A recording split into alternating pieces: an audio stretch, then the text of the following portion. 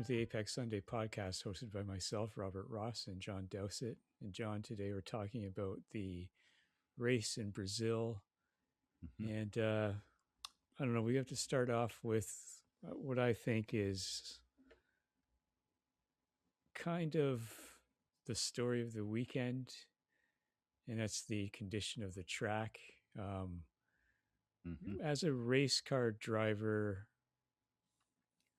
about to race on a track, and they tell you, oh, there's a sinkhole on the straight. What's your reaction? Yeah, well, listen, they get paid a lot of money. Um, I just find that mind-boggling, and I thought, okay, so they've repaired a sinkhole on the track. They couldn't start on time, but now they've repaired it. Who's to say there isn't going to be another one in the middle of the race that's just going to flop out? Yeah, exactly. Hmm. That's what I thought. It's and so then they end up shortening the race by quite a few laps from 31 to 23 laps. So 8 less laps, and that's because the track was coming apart. Hmm. Mark said he slid on the track coming apart, and other riders said they were having rocks thrown at them and they have bruises and so forth from the track Wow. breaking up. So did you ever race on a track that was breaking up like Um, that, or well, I raced on a track where the World Sports Cars had ripped up the track. Um, right? but not while it's actually happening. No, no. Yeah. But it makes a very, like, the difference is just staggering, once a track is ripped up. And the weird part about it is it wasn't uniform around the track. Like, usually it's apex exit is where it starts breaking up, but it was Right. breaking up on turn in, at this Yeah. track. I mean, that's Yeah. just wow.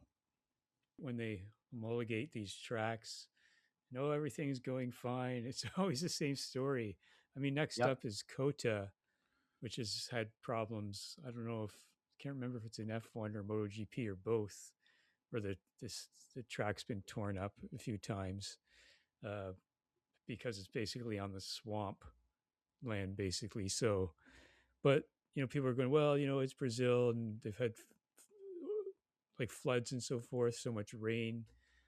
But well, then you prepare for that because that's the environment that you're in and so forth, right? So, It's pretty what? common on tracks where high end cars race that Mm, tracks get ripped up.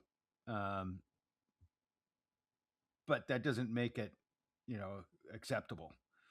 yeah, it's supposed to be A1 grade, but it's it definitely wasn't. So, it's just dangerous to have that going on, and it just doesn't look good. It's great to have Brazil back in the championship after a couple of decades and so Hmm. forth, but still, you know, and I thought, what did you think of the circuit itself? I mean, when you look at the map, it looks sort of like Barcelona, and it looks from afar kind of flat, but close up there was some elevation changes and so forth, and seemed a little bit tight, but I thought it was okay. What did you think of the circuit I itself? like it. I mean, there's I forget which corner it is. I'd have to look at the track again, but there's one never ending corner, Right. and I can't imagine the wear on the body doing that. But on top of that,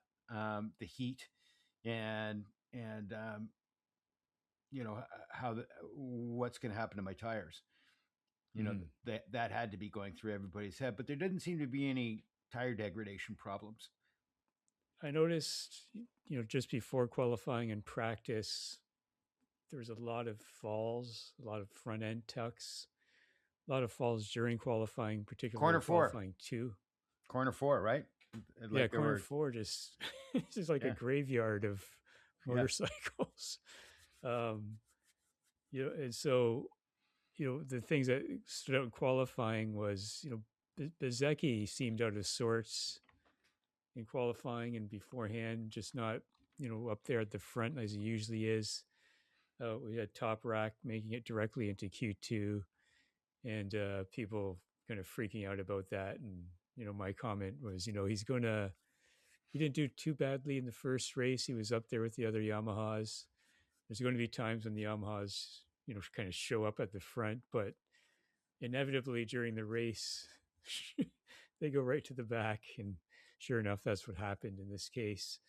Uh, but once again, Fabio Quartararo in qualifying. What can you do with that bike, right? Like just Mm-hmm. incredible, right? And So what a difference from last year. I mean, yeah, he was a contender last year. He had some great performances last year. but he comes out with this incredible qualifying. But again, we knew during the sprint and during the race, it'd be a case of he's up there for the beginning and then slowly fall back. Whereas I is kind of the opposite. It would be going up in the standings. He went from sixth to fifth, I think, in both the sprint and the race. But last year he had sort of a standout at the first race and then kind of faded and in and out with some injuries and so forth. But I like to see the second year rider improve. And I think he could be a bit more aggressive. I think that's his issue. I mean, he got stuck behind, Alex and and, what's he going to and do? Fabio for quite a while Fabio, too, right? and yeah, Yeah. and he's just got to get more aggressive. He's got to get a little bit of Mm-hmm. Marquez in him. That bike, you know, just incredible. Like in the sprint, we had Martin back on the podium, and Yeah, he's sort of right up to speed pretty quickly with this Aprilia, isn't he? yeah. There's doesn't seem to be too much of an adaptation. So if he could be trouble for Bez himself, although Bez just seems, started the weekend badly and then just continued upward swing and just out of the podium for the sprint and then ran away with the race win. So Well, what was it? 3.231 seconds ahead at the yeah, finish line of the race. yeah, I mean, he which is was pretty all out. He was significant. on his own the whole time, wasn't he? Yeah. I don't know what the biggest gap he had, but it was quite substantial. It was bigger than that. A lot Mhm. bigger than that. Yeah, he was just managing it right. So Mm-hmm. like these commentators like, oh, Martin's suddenly closing on him. It's like, no, he's just No. going to manage it. Yeah. Yeah. So but Bagnaia again, both in the sprint and the race. Tragic. What's going on with him? Alex Marquez not up there. He's like he was last season with the GP24. So both him and Bagnaia seem to have some issues with this bike. Mm-hmm. Um, but for the sprint, um, I really thought, you can call me a Marquez fanboy, but I really thought that Digia was going to win it, and there's no chance that Mark was going to have the victory. I thought Mark would think to himself, well, get these points, and Digia seemed to be, handling the pressure well. It was interesting because he made a mistake, and Digi made a mistake, and Mark got him in the sprint, and it was the reverse in the main race. In the race. So Yeah, Mark made a mistake. That's all there yeah, is to it. So I yeah, mean, he it was interesting that he blamed it on the pavement, um, but that's what it was. yeah. But it His was his slip fault and for hitting that spot. He yeah, knew that he shouldn't hit that spot, and he hit it. yeah. It was a good race between those two. In both the sprint and the race. And Fabio, again showing his class at the start of the sprint, but then falling back pretty quickly. Um, Too bad about Jack Miller, 200th race crashes on lap two.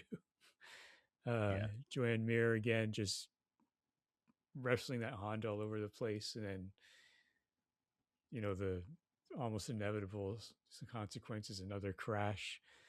Um, Acosta was moving up the Acosta Marquez, like Alex Marquez, Agura battle was pretty nice. But the Aprilia just what kind of like the improvement? That bike just seems a step above the Ducatis at least, and Hmm.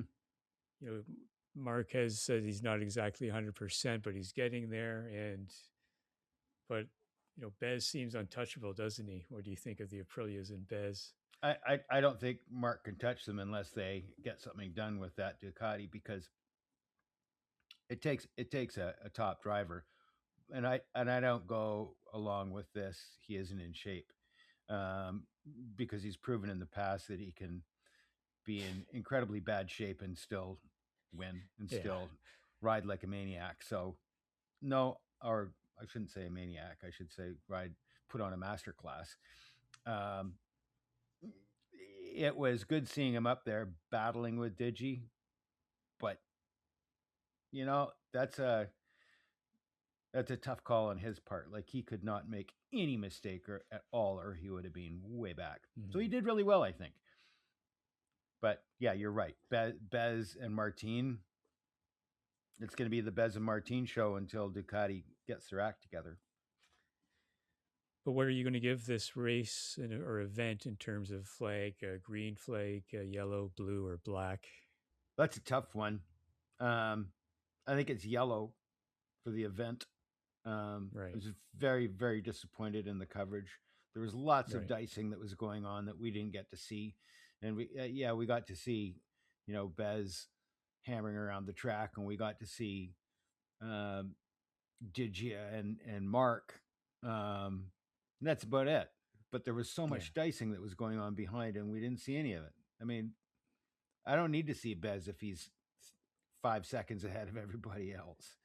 yeah. It's strange how direction is so different from race to race. Hmm. They've got to improve that for sure. Um, just very, very bizarre. Um, I'm going to give it a black flag just because I think the circuit coming apart, a sinkhole.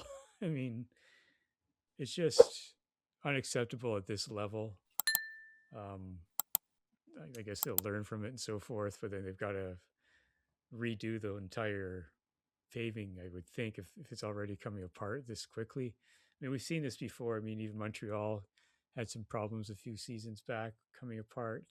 Seen it Hmm. at COTA the next race. So, but it's, when something is a disaster, even though the racing wasn't too bad and the sprint was pretty entertaining, but black flag for the disastrous circuit.